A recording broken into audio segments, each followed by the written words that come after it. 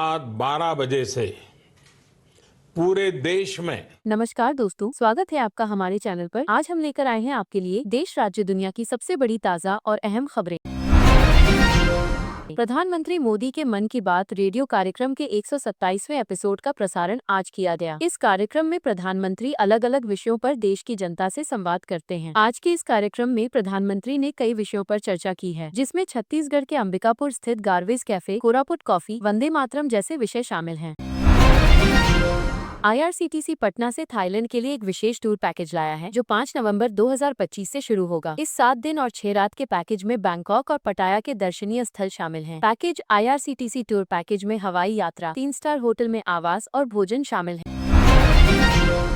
बंगाल की खाड़ी में बन रहे निम्न दाब का असर देश के कई राज्यों के मौसम पर पड़ रहा है। ओडिशा में चक्रवाती तूफान को लेकर अलर्ट जारी किया गया है। वहीं बंगाल, बिहार, झारखंड कई राज्यों में आने वाले 2-3 दिनों में भारी बारिश होने की संभावना। मानसून की विदाई के बाद देश के कई हिस्सों में हल्की ठंड का एहसास शुरू हो गया है, लेकिन अब मौसम एक बार फिर करवट बदलने जा रहा है। बंगाल की खाड़ी और अरब सागर में 2 चक्रवाती तूफान तेजी पकड़ रहे हैं, जिनका असर दक्षिणी और पूर्वी राज्यों पर पड़ेगा। IMD ने MPCG सहित कई अन्य राज्यों में भारी बारिश का पूर्वानुमान जारी किया है। तूफान का सीधा असर छत्तीसगढ़ के दक्षिणी हिस्सों बस्तर, सुकमा, दंतेवाड़ा, नारायणपुर और बीजापुर जिलों में दिखाई देगा। इसके असर से 27 अक्टूबर से हल्की से मध्यम बारिश, 28 अक्टूबर को कुछ स्थानों पर भारी बारिश, जबकि 29 अक्टूबर को भारी से अति भारी बारिश की संभावना है। इसके साथ ही बिजली गिरने और तेज हवाएं चलने की चेतावनी भी जारी की गई है। शिक्षक भर्ती की तैयारी में जुटे युवाओं के लिए बड़ी खुशखबरी है। केंद्रीय माध्यमिक शिक्षा बोर्ड CBSE ने CTET फरवरी 2026 परीक्षा के लिए नोटिफिकेशन जारी कर दिया है। इच्छुक अभ्यर्थी आधिकारिक वेबसाइट ctet.nic.in का लिंक पर जाकर आवेदन कर सकेंगे। दिल्ली अधीनस्थ सेवा चयन बोर्ड ने सरकारी स्कूलों में TGT शिक्षकों की बम्पर भर्ती का ऐलान किया है। इस भर्ती अभियान के तहत हजारों पदों पर नियुक्तियां की जाएंगी। इच्छुक उम्मीदवार 7 नवंबर 2025 तक ऑनलाइन आवेदन कर सकते हैं। आवेदन करने के लिए उम्मीदवारों के पास संबंधित विषय में ग्रेजुएशन या मास्टर डिग्री के साथ BEd और CTET पास होना आवश्यक है।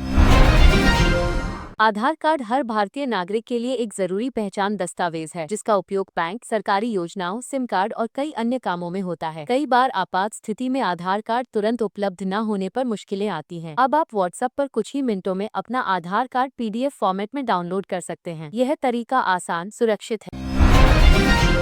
समाजवादी पार्टी के अध्यक्ष अखिलेश यादव ने भाजपा सरकार पर भ्रष्टाचार के गंभीर आरोप लगाए हैं। उन्होंने कहा कि सरकार घोटालों का रिकॉर्ड बना रही है, जिसमें अयोध्या में जमीनों की खरीद फरोख्त से लेकर चित्रकूट कोषागार में पेंशन घोटाले तक शामिल हैं। अखिलेश ने सड़कों की दुर्दशा और भ्रष्टाचार के प्रति जीरो टॉलरेंस के दावे पर भी सवाल उठाए हैं।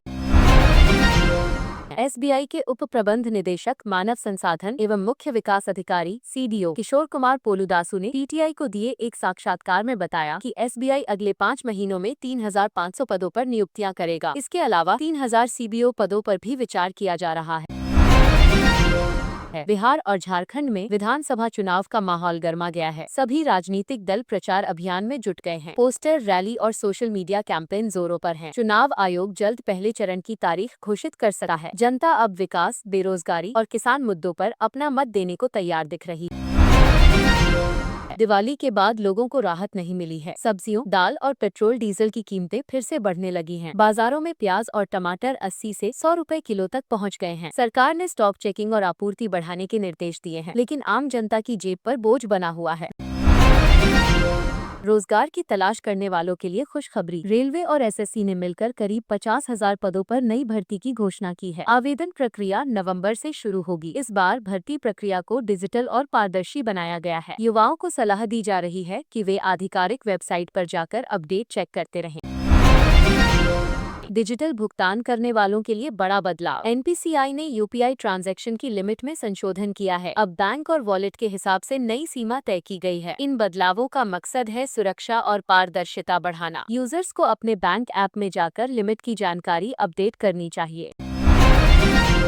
टीबीज क्रिकेट सीरीज में भारत ने पाकिस्तान को 3-0 से हराकर शानदार जीत दर्ज की है। कप्तान रोहित शर्मा ने तीसरे मैच में शतक जड़कर सीरीज पर कब्जा जमाया। गेंदबाजी में बुमराह और कुलदीप यादव ने धमाल मचाया। जीत के बाद फैंस में खुशी की लहर है और टीम इंडिया ने वर्ल्ड कप की तैयारी तेज कर दी है।